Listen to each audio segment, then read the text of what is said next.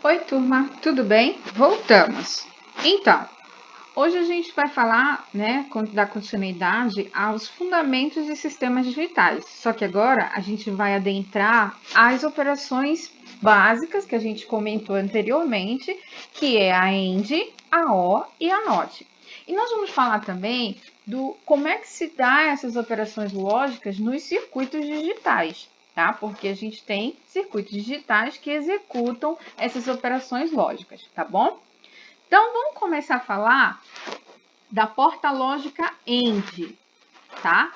Aqui vocês têm, turma, a simbologia da porta lógica AND, tá? Perceba que essa porta lógica aqui, ela tem duas entradas, que é a entrada A e a entrada B, e ela tem uma saída, aqui chamada de M. Essas letrinhas que vocês vão ver, tanto em entrada quanto em saída, elas são variáveis, tá? São variáveis algébricas que podem mudar de acordo com o enunciado da questão ou a representação. Não necessariamente vai ser A, B e M, tá bom? Aqui só é uma forma de representação. Então, a lógica AND, da porta lógica AND, ela é uma lógica da multiplicação. Então, aqui você tem a expressão lógica, né, dessa porta, ou seja, a operação que ela vai executar. Então, ela executa a multiplicação.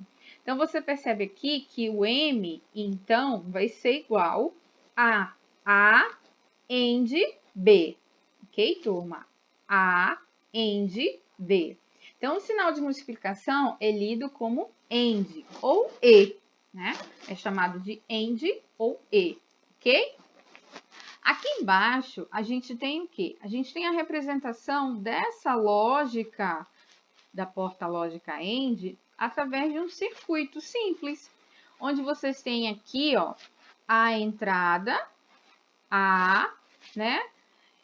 Que é representada por uma chave, a entrada B, que é representada por outra chave, e a saída, que é representada aqui por um motor, por exemplo, que pode estar atuando, pode estar ligado, ok, turma? Então, o que está acontecendo aqui? Toda operação lógica, toda porta lógica, toda função lógica que a gente for ver daqui para frente, ela vai ter o que a gente chama de tabela verdade, tá bom? O que é tabela verdade, né? A tabela verdade é a representação das possíveis combinações de entrada e a relação que existe com a saída. Ou seja, como é que as entradas vão estar se comportando e o que vai acontecer na saída?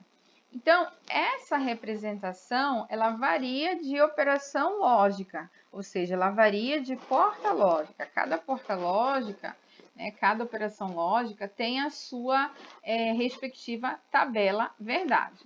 Então, para a gente poder entender como é que se forma, por exemplo, uma tabela verdade, vamos olhar para esse circuito aqui. Olhando para esse circuito aqui, vocês têm o A, a chave aberta, o B, a chave aberta. Então, é como se eu não tivesse nada de corrente passando aqui. Então, se eu não tenho corrente passando aqui, então, se isso aqui é um motor, ele vai estar parado, né? Numa outra situação, a gente tem A aberto, B fechado. Opa, o B agora está fechado. E aí, o B estando fechado, mas o A está aberto. Perceba que as duas estão em série, né? As duas chaves. Então, mesmo estando o B fechado, não vai deixar passar corrente. Então, o motor vai estar parado. Numa outra situação, a gente tem agora o A fechado, a chave A fechada, e o B aberto. Ainda está aberto, ou seja, não está passando corrente, então esse motor vai estar parado. E fechado, o A agora vai estar fechado e o B vai estar fechado. Opa, quando o A fecha e quando o B fecha, a gente permite passagem da corrente elétrica, então o motor vai estar atuado, ou seja, vai estar funcionando, né? Então, aqui a gente olhou a análise a partir desse circuito, mas a gente pode, turma, representar essas informações através do quê? Do nível lógico 0 ou do nível lógico 1, né? Essas proposições. Aqui a gente tem aberto e fechado, parado e atuado. A chave, quando está aberta, a gente está representando pelo nível lógico 0. O motor, quando está parado, ele vai ser representado pelo nível lógico 0. A chave, quando estiver fechada, ela vai ser representada pelo nível lógico 1. A chave, quando tiver, o motor, quando estiver atuado, vai ser representado pelo nível lógico 1. Então, a partir dessa lógica aqui de representação das proposições com os níveis lógicos, a gente monta a tabela verdade, ó. Aberto, 0, aberto, 0, parado, 0. Aberto, 0, fechado, 1, parado, 0.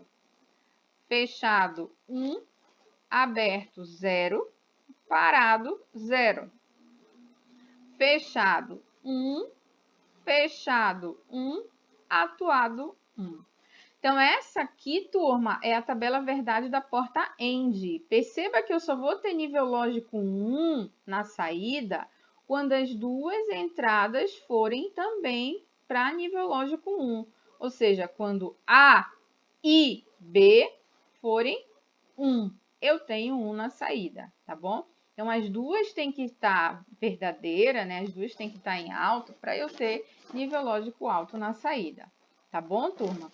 Então, essa aqui é a condição, né, da tabela verdade para a operação lógica AND, ok? Aqui a gente tem o circuito integrado que representa essa porta lógica AND. Então, perceba que aqui a gente tem agora 14 pinos, como a gente falou, né, lá no amplificador operacional, era agora importante a gente saber os pinos. Para que serve cada pino, né? Então, aqui, ó, você tem as entradas, ó, uma entrada e uma saída. Na verdade, se você olhar para cá, dentro desse circuito integrado, você tem 1, 2, 3, 4 portas END, né? Você tem o pino 14, que vai ser o pino da alimentação. Esse CI, turma, ele é o CI da família TTL. A alimentação dele é em 5 volts, em torno de 5 volts, tá? E o terra vai aqui, ó, no GND. Aqui você tem já a cara do circuito integrado, como é que ele é, ó, tá? Serigrafia em cima, os pinos, ó. Perceba que a partir de agora, para a gente colocar esse circuito integrado para funcionar, a primeira coisa que vocês vão ter que fazer é alimentar o circuito no pino 14, ou seja, chegar aqui o positivo do 5 volts, né? E aterrar o pino 7. Então, isso aí seriam procedimentos que deverão ser executados a partir de agora, tá? Então, aqui você tem, dentro de um circuito integrado, 4 portas lógicas AND. Então, você pode usar aí 4 portas lógicas AND, respeitando aí quem é saída e quem são as entradas, tá bom, turma? Na próxima aula, a gente continua, tá bom?